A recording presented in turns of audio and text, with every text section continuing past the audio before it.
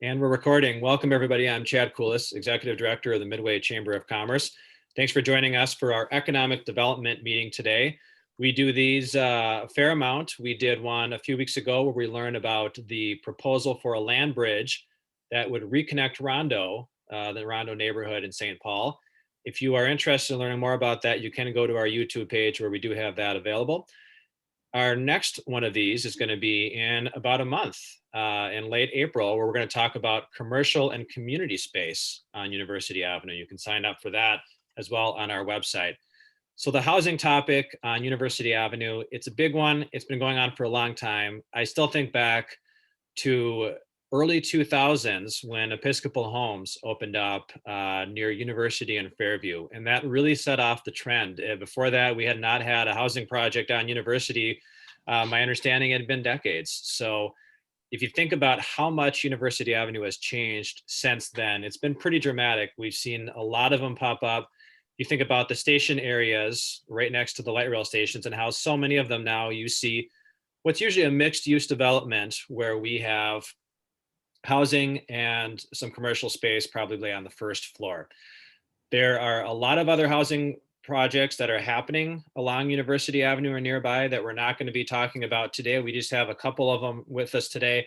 We had asked Pastor to join us. They have a project that is, if you think about the McDonald's that is just west of Vandalia on University, that's going up right over there. Unfortunately, they couldn't make it today. They had some other things coming up. You think about some other projects that we're not going to talk in detail about today. There is the Lattice proposal over by Lexington and University that's going back to the City Council on April 7th. There's also the Pitch and the Pivot. They are two housing developments with apartments that are going up across from Allianz Field, pretty close to the intersection of Snelling and University. But today, we're going to talk about two other projects. We're going to talk about ones that you've maybe seen because construction has already begun on both of them. They are at University in Raymond, and they're at University in Fairview. If you have questions, please put them in the chat. And I think we'll probably get to some of them during or right after each presentation. We may also have some that'll just happen following both presentations. The first one we're going to hear from today is by Kraus Anderson, and it's Matt Alexander. And I'm going to introduce Matt. Matt leads their Kraus Anderson Development Corporation, development strategy and investment opportunities, and the underwriting and due diligence of all commercial real estate transactions, including large mixed-use developments, office, medical office buildings, hospitality, retail, and multifamily housing. His depth of experience includes City Place, a 100-acre mixed-use, multi-phase development in Woodbury, medical office buildings throughout the Twin Cities Metro, and early entries into senior housing development with projects for KA's own portfolio and for third-party owners. He currently leads the development team's work with the City of Richfield on Chamberlain Apartments. Matt is a member of the Minnesota Shopping Center Association, International Council of Shopping Centers, and NIOP. Please welcome Matt Alexander. Hi, everyone.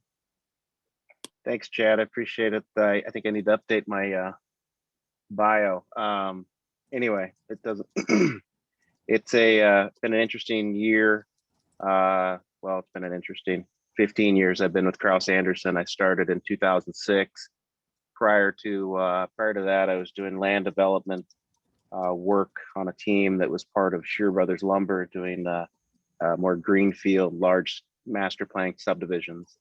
And yeah, I've been with KA since 2006 and haven't really looked back. It's been quite the ride. I think, some of the experiences of complex sites are for some reason fall on our lap. So I'm glad we've been able to be successful in some of them and some more successful in some others. And University in Raymond, the purpose of this conversation was, Kraus Anderson's been a US Bank customer for well over 50 years. And that was a site that I started talking to US Bank about when the light rail was first announced. And it was, this light rail was discussed for, well, you all know probably better than I, but discussed for 5 years prior to ever starting construction. And I just really like the site, kind of ideally located between both cities, ideally located to University of Minnesota. The light rail stop being announced at or near that intersection was a big deal. And we had talked and worked with US Bank for about 10 years until we finally started construction. So, all these sites, as everyone knows, in redevelopment, they're complex and complicated, and there's layers of ownership that you have to deal with, and complexities of cleanup, environmental, and demolition. But we broke ground in first part of this year, and perhaps some of you have heard the noise, but it's hopefully the large noise is all done now. But yeah, it's 220 units of market rate housing. Smaller, kind of average unit size is a little smaller, so it provides some affordability by size. And there is some commercial space at the bottom that is kind of community space as well that we work through the city process with. But we're very excited to have that. That'll open up in spring of 22. So that's exciting. We also opened up another one this last fall that's not really in the Midway corridor, but it's off of University and Park Avenue, just north of the Capitol. That one's called 590 Park. And it is a 93 unit micro unit building with a attached parking ramp and garage that was already there. It was formerly an office building that Kraus Anderson built for Bethesda Hospital offices back in the 60s. So that one's actually leasing up quite well. There's some challenges with the neighborhood in that area, around the Capitol area, that we've kind of navigated through. But actually, a lot of the tenants that are coming into lease are employees of either state legislators, outstate legislators that need a place to have here in the metro, but also employees of the hospital at Bethesda and also region. So heavily invested. And then I think also we own another couple office buildings in that area, but then also the Midway Shopping Center, as everybody knows, is the Walmart, former Walmart anchored center, Cub, TJ Maxx, that one as well. So that was an acquisition we did not develop, but we bought, I believe, 3 years ago. So yeah, we're heavily vested in St. Paul. Great, Matt, thank you. One question I have, thinking about that intersection there, University and Raymond, there's been a lot of work done over the past few years it looks so different than what it did not that long ago. You've got the development where there's kitty corner from the US Bank site where there's the Naughty Greek, there's dual citizen, there's apartments.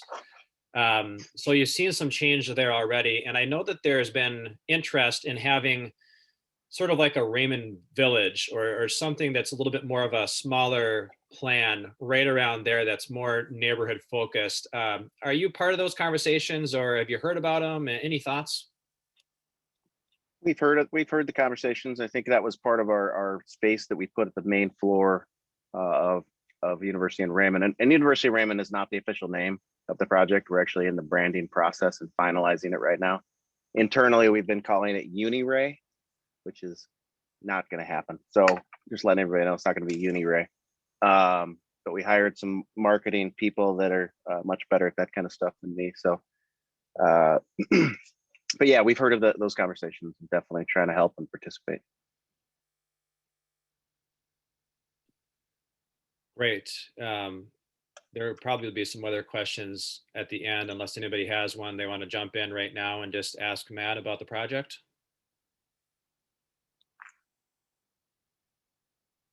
Okay. This is Dave Stokes. Dave. If you could, thanks for being here, Matt. If you could talk a little bit more about, do you have underground parking and any retail space and just some other facts on that development? Yep, there is 2 layers of underground parking, or 2 levels, or 1.5 underground parking for our residents. The commercial space is a neighborhood community commercial space that we don't have any tenants identified for, approximately 3,000 feet, and being used as community space for our residents as well, until we find a tenant or when we find a tenant to rent that space.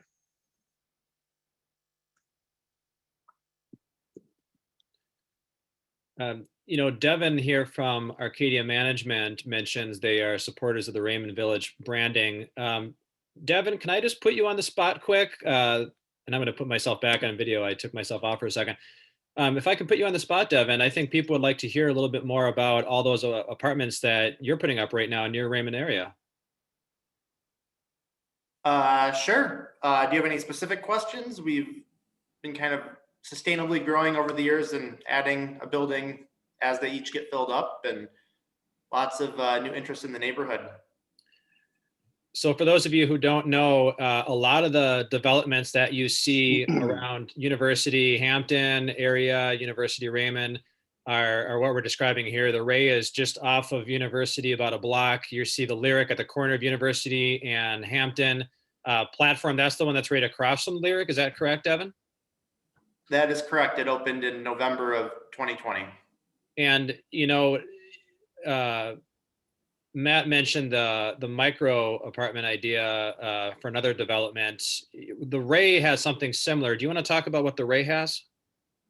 Yeah, the Ray we were kind of at the forefront of the micro apartments, with primarily all the apartments are studios between 372 square feet and 400 square feet, and just two small stacks of 1 bedrooms and 2 bedrooms.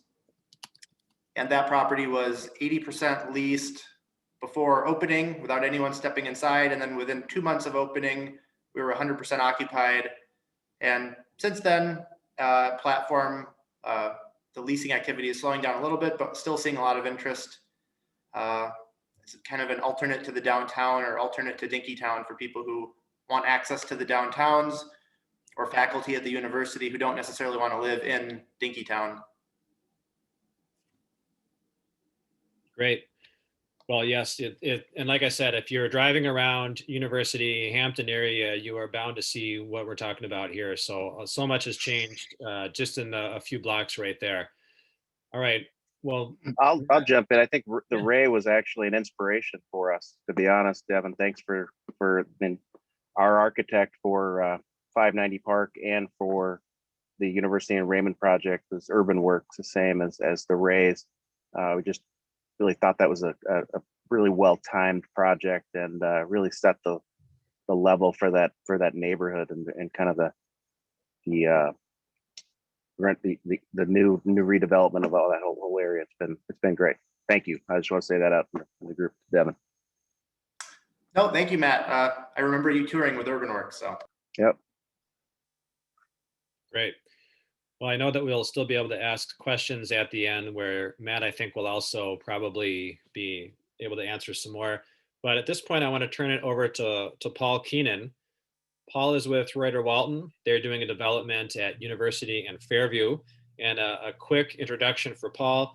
Paul has over 10 years of experience working on market rate, affordable, and senior housing developments. He has a wealth of knowledge of both traditional financing sources and state and federal LIHTC and historic tax credits. Paul is responsible for site selection, underwriting, debt and equity sourcing, closing, and construction management. And he's already unmuted himself. Paul? Yeah, thanks for the intro. That was nice. So I'm sharing my screen here. Hopefully you guys can all see it. Let me know if there's any issue with that. I thought I would just do a little bit of an intro on Reuter Walton really quick. We are kind of Twin Cities based firm, do most of our work in Minneapolis and St. Paul. And now we're starting to venture out into the suburbs. Really kind of a small team. Nick is our CEO, Ann Stevenson, our general counsel and COO. And then we have myself and Kyle Brasser are the main 2 developers on staff, and a handful of other people, but that's really the team at Reuter Walton. We've done, 32 ground up developments in the last sort of 10 years or so, over 3,500 multifamily units. And all of those are kind of urban sites, new construction, wood framed buildings, a couple concrete buildings, but mostly just wood framed. And we do a lot of our projects with local union labor. Just a couple of examples of the work here in the last 10 years or so. As you can see, a lot of interesting architecture, 4 to 5 story wood frame buildings. That's really our bread and butter on kind of tight urban sites.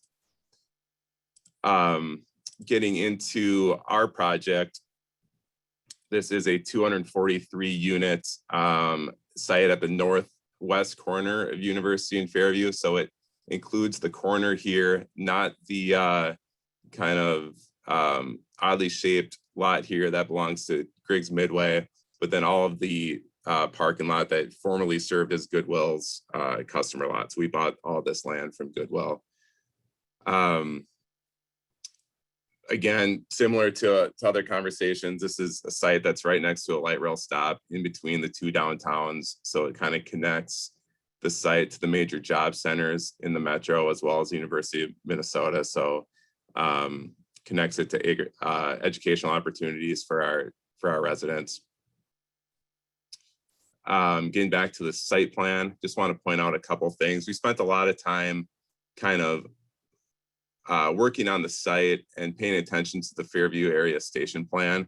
So you can see on this existing, prior to construction, you have kind of a north-south access point that cuts through the middle of the site.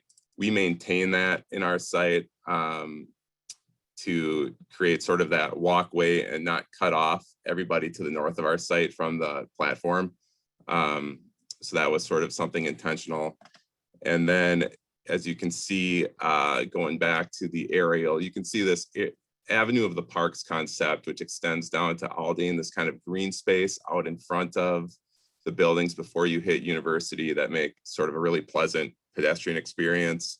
It kind of extends a little bit to the west of our site. We tried to maintain a little bit of that with these inner courtyards that will be green space for our buildings to try to enhance the pedestrian experience in and around the light rail station.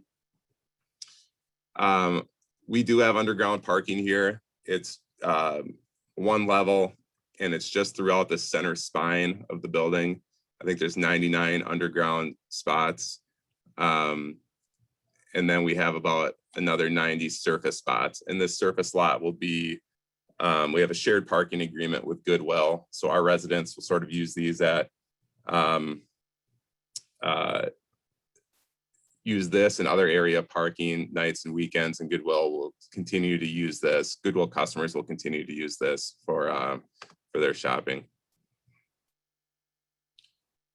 Just some project data. So it's 243 units in 2 buildings. We have studios through 3-bedroom units.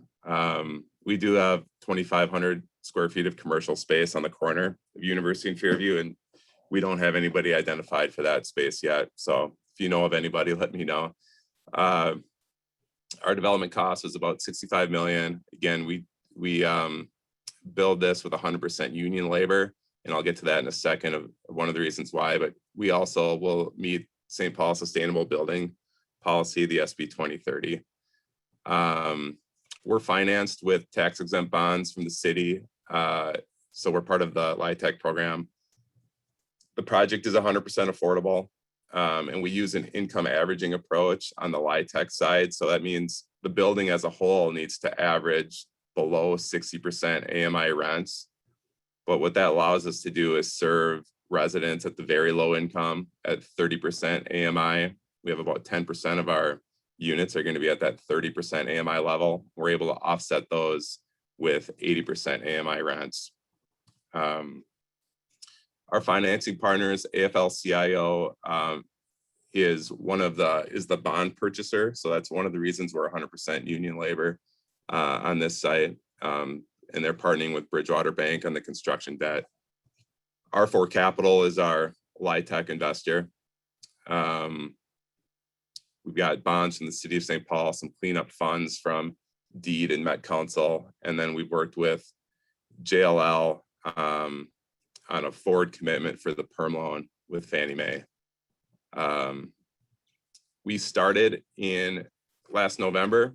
We're gonna put our first building in service by the end of this year. And then that Western building will follow up April of 2022. I think there's 96 units in the East building and then the balance in the West building, which will come on 5 months later. So yeah, that is, I kind of ran through that a little quick, but that is sort of the project. So I can throw it back to you guys if you have any questions for me.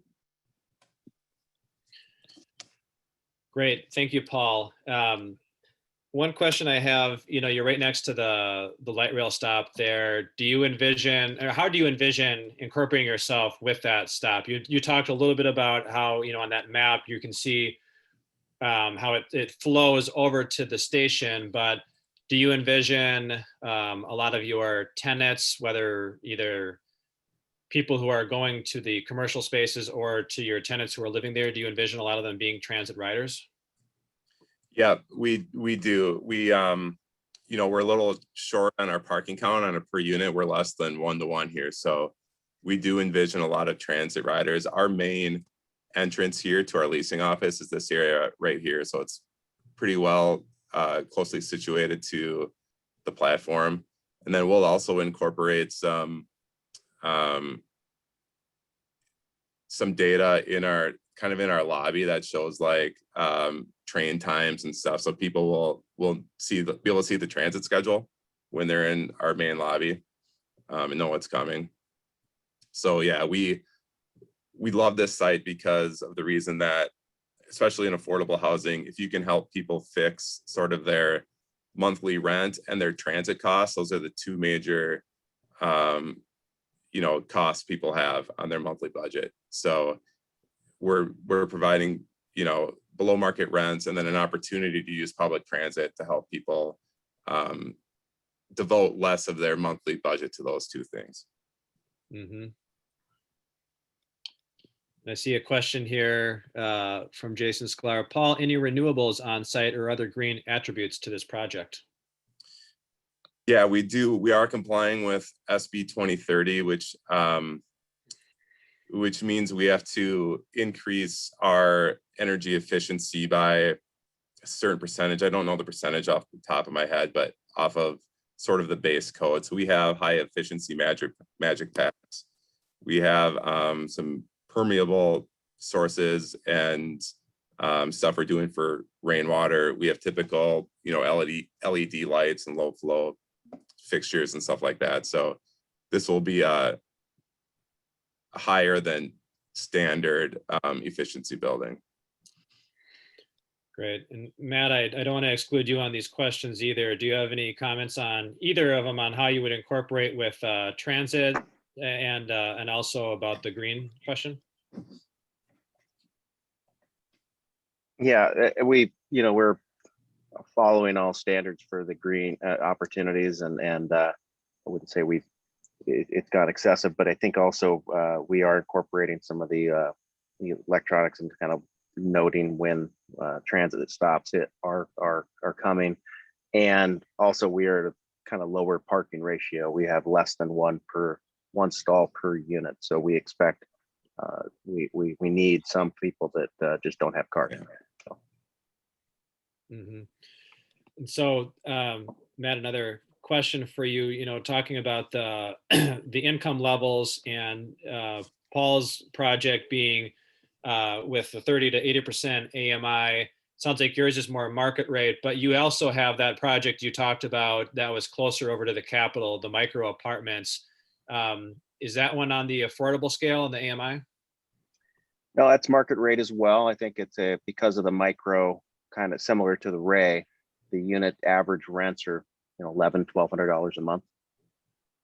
So there's just affordability by size, if that makes sense. Sure. And then this is maybe an awkward or funny question to ask both of you guys, but if you view what is your typical tenant, what do they look like? What are they doing? And then tying that in with, are they using transit? Do they have a car? Do they live and work close to each other? Anything that you can think of when you're creating this project, how do you envision the average tenant? I can jump in. I guess ours is, our project is mostly 2 and 3 bedrooms. So it's kind of atypical of probably the rest of the projects on site. And we can do that because we have a unique source with the LIHTC equity. And that was a need that the neighborhood had identified. And so really we're trying to connect, again, working families to jobs and to transit. And so we're targeting sort of single probably head of households with kids that may or may not, have a car. Yeah, and I think our unit sizes are quite a bit smaller than Paul's, and we're looking for young professionals, perhaps empty nesters, kind of across the board. We're not really, I think students for sure, grad student types that you see in other buildings of this similar size. So then when it comes to the question of commercial tenants, I know that, like Paul said, you're open to thinking about, if you know anybody, but as you're envisioning what you want and you think about what maybe the needs or wants of the neighborhood are, what comes to mind and what you'd be looking for in those spaces? Ours is probably a small service user like coffee shop or sandwich shop or something like that. I mean, it's going to have to rely on the transit traffic. We don't have a ton of parking, unfortunately, to dedicate to the retail. And so it's going to be a sort of a unique local user.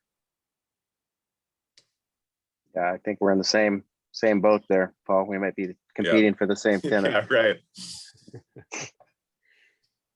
Okay, good. Well, what other questions or comments do people have about these projects? And, at this point, if you're interested, you can just unmute yourself and ask the question too and introduce yourself.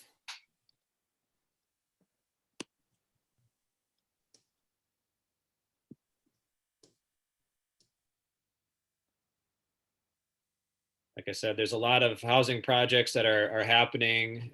It's good to see the timeline on these and know a little bit roughly of when we expect them to be opening up and to get the tenants in there. So I think that's great. I've got a question for both of you. Just this is Dave Stokes. From concept to construction, how long did you look at these sites from the time you started thinking this is a good idea to actually execution? I think, Matt, you had said you had a long relationship with the bank, but for each of you, how long from you kind of like it to let's start construction? Yeah, I think I started the conversation, like I said, about 10 years ago, about 2011. And the bank just didn't really know what they wanted to do. And that was the problem with our site. We were in first position right out of the gate, but the bank really didn't understand if they were going to close the branch, relocate, or maybe even relocate on the site. So we've come up, I want to say probably 40 different concept plans on this actual site until we pulled the trigger just this last year. So For us, I think it's been 2 years ago at this time is when Goodwill sort of released an RFP to try to sell their land that we responded to, and then we closed 18 months later. So it's they're a long process for sure.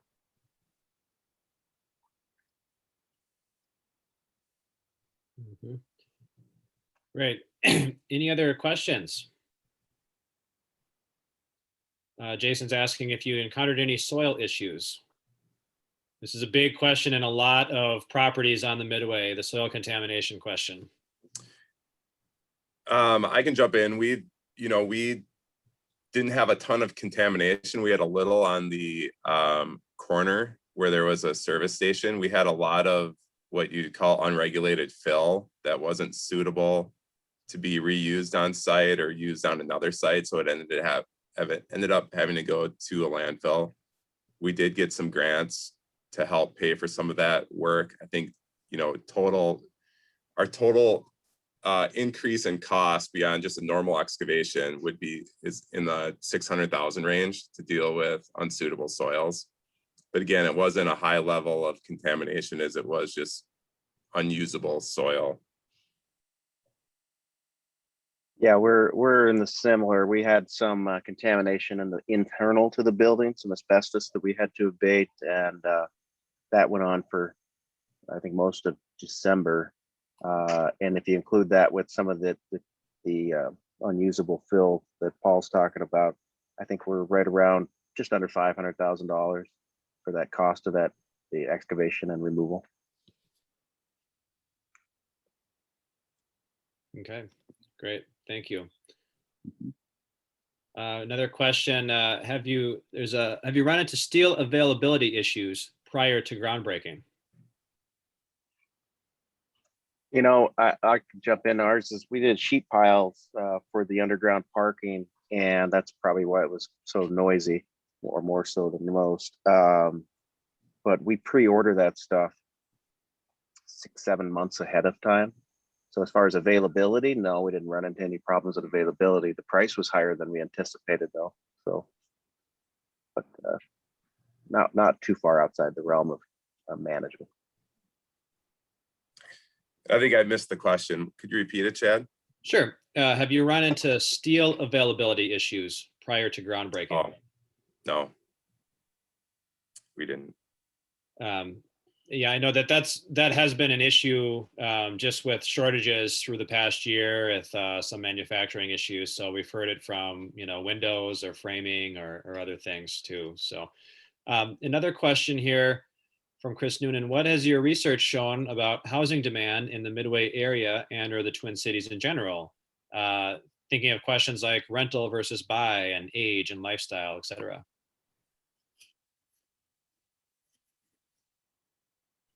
Yeah, on our site, we're affordable again, and I think our market study had the vacancy rate at 2% or less for the area comps of LIHTC properties, affordable properties. I think it's sort of hard to gauge with the pandemic on how that's all going to shake out and how change in lifestyle is going to affect residents' wants and needs on unit size and amenities and stuff like that. But we going into the project, it was very high demand for this type of building. Yeah, we see the light rail as the major driver. I think the reason we continued down the path of starting this construction in the middle of this pandemic is we still feel the light rail access is going to make this location unique in this area still strong for a while. Great. Next question from Kate. With so many of these units being built up and down University Avenue, what comfort level is there that they will fill, or what concern level is there that they will sit empty? What about from unit to unit? Always a concern. Always a concern, and it's competitive. I know that market rate or subsidized. There's a demand. I think Paul's probably gonna, I would imagine, fill up a little faster since he does have some units to offer up for with affordability. We hope that our location and price point based on a little smaller unit size helps our absorption. Yeah, I would agree. I think that we feel really strong about being connected to transit. So I think that's going to put us in a better position than maybe some other properties. But, we're all projecting 2% rent growth usually in our pro formas, and with the pandemic, whether that's going to shake out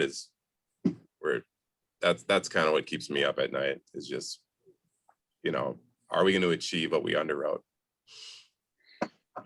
Well, there are a lot of housing projects occurring right now, like he mentioned on University Avenue, but at least as far as the housing market's concerned, houses are going very, very fast. There's definitely a demand for people who want to live in the inner cities here. So we will see what happens. But another question, this is from Mike Cook regarding Paul's project.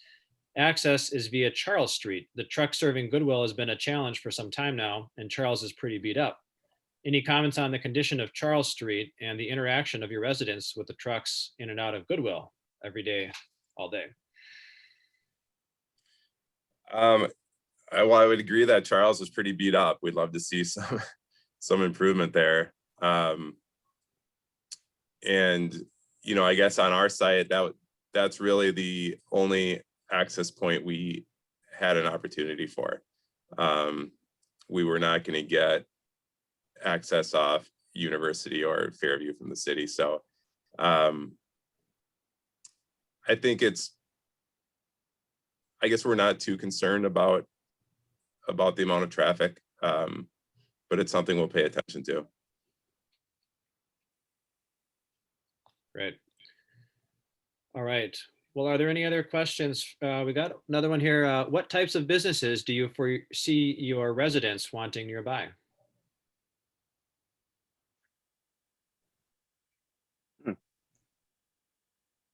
I think that there's a pretty good mix of businesses nearby. In our University of Raymond area already. I think it's a very strong area for commercial, and I think it will probably get better as soon as all this new construction settles down. Yeah, I think you're always looking to see if you're connected to grocery and some of the more essentials, and we all are along the light rail. I think you can go down to Hamlin Station and get to Target and stuff like that. And the building directly to the west of us, I think, is being rehabbed into a charter school. So that's sort of an interesting connection to our project, to see if some of our residents will, utilize that school. Mm-hmm. Good. All right. Well, any other questions for Paul and Matt? I'm not hearing any others. Normally we go a little bit longer than this, but we normally also would have a third one presenting. And like I said, they couldn't make it this time, but interesting stuff. Thank you so much for the update, both of you. We're excited to see the projects come to fruition, and just every time driving by, seeing a little bit more get built. And thanks for supporting our community. So this recording will be sent out to all attendees afterward, including those who missed it and signed up. And thank you so much. And we'll see you again for another event. Thank you. Thank you very much, Jeff. Thanks.